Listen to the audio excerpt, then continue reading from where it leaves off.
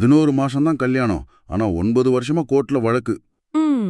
இன்னைக்கு நாம பார்க்க போற விஷயம் கொஞ்சம் ஆச்சரியமானது, அதே சமயம் ரொம்ப முக்கியமானது. ஆமா. அதாவது மாசம் 1.5 லட்சம் சம்பாதிக்கிற மனைவி 8 லட்சம் சம்பாதிக்கிற கணவர்கிட்ட ஜீவனாம்சம் கேட்க முடியுமா? கிரண் ஜோத் மைனி, அனிஷ் பிரமோத் படேல் வழக்குல உச்சநீதிமன்றம் என்ன தீர்ப்பு கொடுத்ததுன்னு ஆழமா அலசலாம் வாங்க. இந்த வழக்குல உச்சநீதிமன்றம் எடுத்த அடியே ரொம்ப ரொம்ப வித்தியாசமானது. அப்படியா? ஆமா. அவங்க தங்களோட சிறப்பு அதிகாரமான சரத்து 142 பயன்படுத்தினாங்க. இது கோர்ட்டுக்கு இருக்கிற ஒரு சூப்பர் பவர் மாதிரி. சூப்பர் பவரா? கொஞ்சம் புரியுற மாதிரி சொல்லுங்களேன்.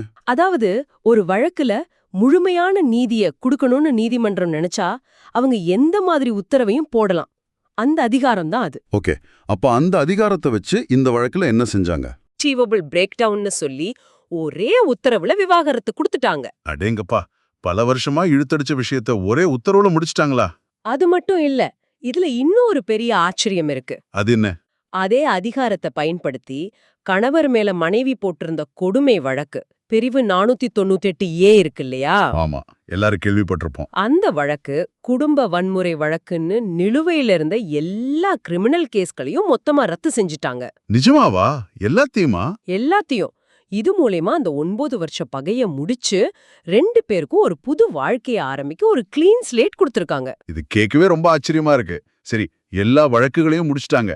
ஆனா இங்க ஒரு முக்கியமான கேள்வி வருதே. 2 பேருமே நல்லா சம்பாதிக்கிறாங்க. அப்படி இருக்கும்போது மனைவிக்கு எதுக்கு ஜீவனாம்சம்?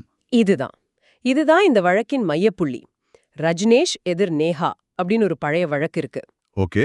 அத மேற்கோள் காட்டி கோர்ட் ஒரு விஷயத்த தெளிவுபடுத்தினாங்க. ஜீவனாம்சம்ங்கிறது வெறும் உயிர் வாழ்றதுக்கான காசு மட்டும் இல்ல. அப்புறம் அது திருமணத்தின் போது 2 பேரும் சேர்ந்து வாழ்ந்த வாழ்க்கை தரத்தை, அதாவது மேரிட்டல் ஸ்டாண்டர்ட் ஆஃப் லிவிங் காப்பாத்துறதுக்கு தான். ஓ, அப்ப விஷயம் இதுதான். கல்யாணத்துக்கு அப்புறம் அவங்க வாழ்க்கை தரம் கணவரோட 8 லட்சம் ரூபாய் வருமானத்துக்கு ஏத்த மாதிரி உயர்ந்திருக்கு. கரெக்ட். இப்போ விவாகரத்து ஆனதும் நீங்க உங்க பழைய லைஃப்கே போங்கன்னு சொல்ல முடியாது இல்லையா? சரியா சொல்லிங்க. கணவன் மனைவி வருமான விகிதம் கிட்டத்தட்ட 1:5, 1.5. பெரிய வித்தியாசம். இந்த மாதிரி பெரிய ஏற்றத்தாழ்வு இருக்கும்போது மனைவி வேலைக்கு போனாலும் அவங்களோட இந்த வாழ்க்கை தரத்தை மெயின்டைன் பண்ண ஜீவனாம்சம் கேட்க உரிமை இருக்குன்னு கோர்ட் சொல்லுது. சரி, இந்த கணக்குக்கு வருவோம். மனைவி கேட்டது 7 கோடி, கணவர் கொடுக்க முன் வந்தது வெறும் 50 லட்சம். ஆனா கோர்ட் 2 கோடி ரூபான்னு சொல்லியிருக்காங்க. ஆமா. இந்த 2 கோடிங்கிற நம்பருக்கு எப்படி வந்தாங்க? இதுக்கு ஏதாவது ஃபார்முலா இருக்கா? நல்ல கேள்வி. ஜீவனாம்சம் கணக்கிட கணவர் சம்பளத்துல இத்தனை சதவீதம் அப்படின்னு எந்த ஒரு நேரடியான ஃபார்முலாவும் கிடையாது. அதான் ஸ்ட்ரெயிட் ஜாக்கெட் ஃபார்முலா இல்லைன்னு சொல்றாங்க. அப்போ எதை வச்சு முடிவு பண்ணுவாங்க?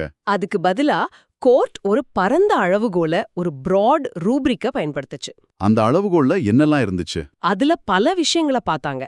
2 பேரோட சமூக அந்தஸ்து, மனைவியோட நியாயமான தேவைகள் என்ன, திருமண வாழ்க்கையில அவங்க எப்படி வாழ்ந்தாங்க, கணவரோட கொடுக்கக்கூடிய திறன், இப்படி பலதும் அடங்கும். மனைவி கேட்ட 7 கோடி ரொம்ப அதிகம்னோ, கணவர் கொடுக்க முன் வந்த 50 லட்சம் பத்தாதுன்னும் கோர்ட்டு முடிவு பண்ணுச்சு. அதனால 2க்கும் நடுவுல ஒரு தொகைய, ஆமா, ஒரு சமநிலையான தொகையா நிரந்தர ஜீவனாம்சமா 2 கோடியை நிர்ணயம் செஞ்சாங்க. அப்போ இந்த தீர்ப்புல இருந்து நாம கத்துக்க வேண்டிய பாடங்கள் என்ன? முதல்ல பொதுமக்களுக்கு என்ன சொல்லுது? பொதுமக்களை பொறுத்த வரைக்கும் ஒரு விஷயம் ரொம்ப தெளிவு. இப்பெல்லாம் கோர்ட்ல சொத்து விவரங்கள் அடங்கிய அஃபிடேவிட்டுகளை கட்டாயம் தாக்கல் செய்யணும். ஆமா, அது இப்ப கட்டாயம். அதனால உங்க வருமானத்தை மறைக்கவே முடியாது. 2வது, கணவன் மனைவி நடுவுல பெரிய வருமான வித்தியாசம் இருந்தா வேலைக்கு போற மனைவியும் ஜீவனாம்சம் கேட்கலாம். இதுதான் முக்கியமான பாடம். சட்ட வல்லுநர்களுக்கு இதுல என்ன இருக்கு? வக்கீல்களுக்கு இது எப்படி பயன்படும்? வக்கீல்களுக்கு இது ஒரு வலுவான முன்னுதாரணம். அதிக வருமான வித்தியாசம் இருக்கிற கேஸ்கள்ல இப்படி பல வருஷமா இழுத்துட்டு இருக்கிற எல்லா வழக்குகளையும் ஒரே அடியா முடிச்சு ஒரே செட்டில்மெண்டா ஒரு பெரிய தொகையை வாங்கி கொடுக்க இந்த தீர்ப்பை பயன்படுத்தலாம். ஒரு வழியா அந்த 9 வருஷ சட்டப்போர் ஒரு முடிவுக்கு வந்திருக்கு. ஆமாம். இப்போ இந்த விஷயம் உங்ககிட்ட ஒரு முக்கியமான கேள்வி எழுப்புது. என்ன அது? இந்த 2 கோடி ரூபாய் கணக்கு நியாயமானதுன்னு நீங்க நினைக்கிறீங்களா? திருமணத்தின் போது இருந்த வாழ்க்கை தரத்தை காப்பாத்துறது தான் ஜீவனாம்சத்தோட முக்கிய நோக்கமா இருக்கணுமா, இல்ல ஒருத்தரோட சுயசார்பு மட்டுமே போதுமானதா? யோசிச்சு பாருங்க.